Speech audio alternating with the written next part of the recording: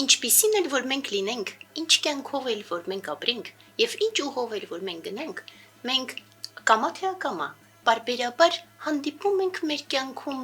տարբեր իրողությունների եւ իրավիճակների, որոնք որ այս կամ այն ձևով բարեբեր են կամ ոչ բարեբեր, բարենպաստ են կամ ոչ բարենպաստ, կամ ինչպես մենք սահմանում ենք բարի են կամ չար։ Եվ երբեմն մենք մտածում ենք, որ դա պարզապես այդպես է, բայց ճնշող մեծամասնությամբ մենք իրականում ցանկացած բարի ու չար հանդիպելիս սկսում ենք թեկուզ ենթագիտակցական մակարդակում, բայց այս կամ այն ձևով խորհել հատուցման մասին։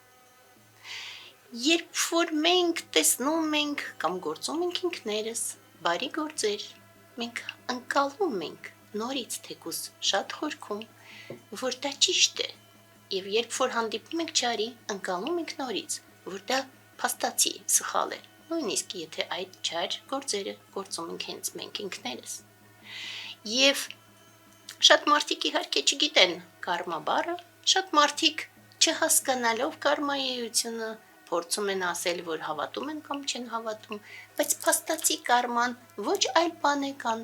պարզապես պատճառը հետևանքային կապ եւ ըստ այդմ անխուսափելիություն։ Ցանկացած բարի եւ չարի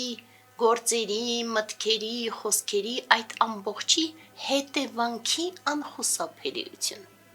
Եվ ըստ այդմ մենք հասկանում ենք, որ որոշակի ձևով դա նման է շրջանների ջրի վրա։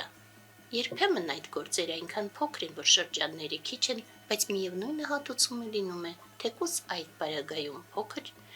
եւ երբեմն այդ մեծ գործերը դառնում են շատ ավելի ազդեցիկ եւ մեծ շրջաններ են առաջացնում, եւ այդ դեպքում հատուցումը, այսինքն հետևանքը լինում են եւս շատ ավելի մեծ։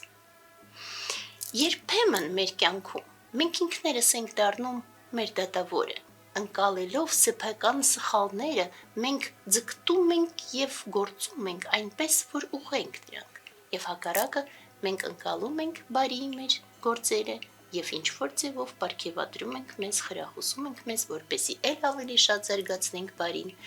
Երբեմն մենք դառնում ենք ինչ որ ձևով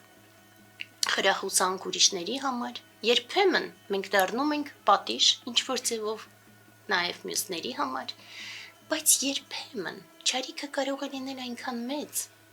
հատկապես եթե դա լինում է իշխանական մակարդակում, որ մենք սկսում ենք մեզ ինչ որ ձևով անզոր զգալ, եւ այդ դեպքում սկսում ենք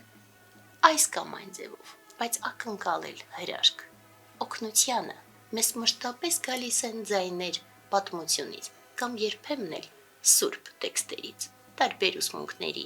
օգնելով մեզ, որ լույսը երբեք չմարի։ Եվ այդպես տեսնենք, թե ինչ արտահայտություն սուրբ տեքստերից մենք ունենք այսօր։ Մենք ունենք պարզ 3 հայտնի բառ. մանե, թեկեղ, փարես, կամ ինչպես այլ լեզուներում է հնչում մենը, տեկելու պարսին։ Եվ այդպես փորձենք այս սուրբ տեքստերից հայտնի պատմության հայտնի 3 բառերը այս կամ այն ձևով մեկնաբանել։ Եվ այդպես խոսքը գնում է, կշռված է, չափված է, գնահատված է, եւ ըստ այդմ պատիժը լինելու է անխուսափելի։ 5 կտակարան, Դանիել Մարգարեի գիրք, գլուխ 5:25։ Աստվածաշնչում այս բառերը հրաշքով հայտնվում են պատին Բաբելոնի Բաղդասար թագավորի տված ընթրիքի ժամանակ, եւ միայն Դանիել Մարգարեն է կարողանում մեկնաբանել տողերը դատապարտելով Բաղդասարին Աստծոց հեռանալու համար։ Հաշվել է Աստված քո թագավորության ժամանակը, կշռել է քեզ, ու Աստծո կշեռքի վրա չնչին է քո արդարությունը, անարժան ես ճանաչվել եւ վերջը եկել է։ Նույն գիշերը Բաղդասարը սպանվեց, իսկ Բաբելոնին տիրեցին պարսիկները։ Երբ որ մենք կարդում ենք Աստվածաշունչը եւ հանդիպում ենք այս խոսքերին, երբեմն մենք իրոք սկսում ենք մտածել. երանի լինի շուտ։ Երանի ցանկացած չարիքը պատժվի շատ ավելի շուտ, քան հետագայում, որպեսզի մենք սփոփվենք, որպեսզի չարիքը, որ ազդում է նաեւ մեր բոլորիս վրա, ավելի շուտ, քան ընդհանրապես հնարավոր է, սառեցվի, սահմանափակվի։ եւ պատժվի։ Բայց եկեք այսօր փորձենք այս արտահայտությունը այլ ձևով ընկալել։ Եկեք փորձենք մեր վրա վերցնել այդ ամբողջը եւ հասկանալ, որ մենք ինքներս էլ պետք է ամեն քայլափոխին ճիշտ գնահատենք ինքներս մեզ, որպեսզի հնարավորինս մաքրվենք չարիքից եւ հնարավորինս շատացնենք բարին։ Եկեք ըստ այդմ, սկսելով մեզանից, փորձենք աշխարհում էլ պակասեցնել չարիքը, բայց նաեւ չանտեսենք արկա չարիքի դատապարտման անհրաժեշտությունը, որպեսզի չարիքը չկարողանա շատանալ, որպեսզի հնարավորություն էլ չունենան եւ ոչ մեկ գործել չարիք, ու այդ թվում մեր հայրենիքում, որը սիրում ենք եւ որի համար պայքարում ենք, եւ որի համար ցանկացած քայլափոխին ամբողջ անձնազոհությամբ արարում ենք։ Եվ ըստ այդմ